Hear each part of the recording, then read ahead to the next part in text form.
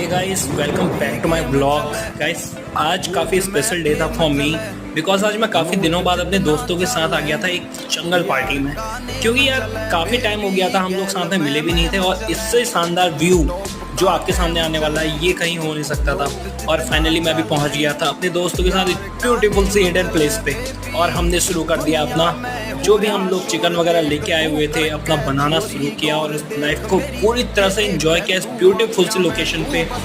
Such a lovely place guys, इस nature से सुंदर कुछ भी नहीं है। जब मैं यहाँ पे आया तो मैंने बहुत सारा फन किया, मेरे दोस्त जो मेरे पास थे उनके साथ मैंने एंजॉय किया और ये मोमेंट्स हमेशा मुझे याद रहने वाले गाइस। लव यू ऑल मेरे दोस्तों, आप जहाँ भी हो और इस वीडियो को देख रहे हो तो प्लीज़ लाइक एंड सब्सक्राइब जरूर करना अपने भाई के चैनल को। एक बार मिलते हैं फिर नेक्स्ट ब्लॉग में।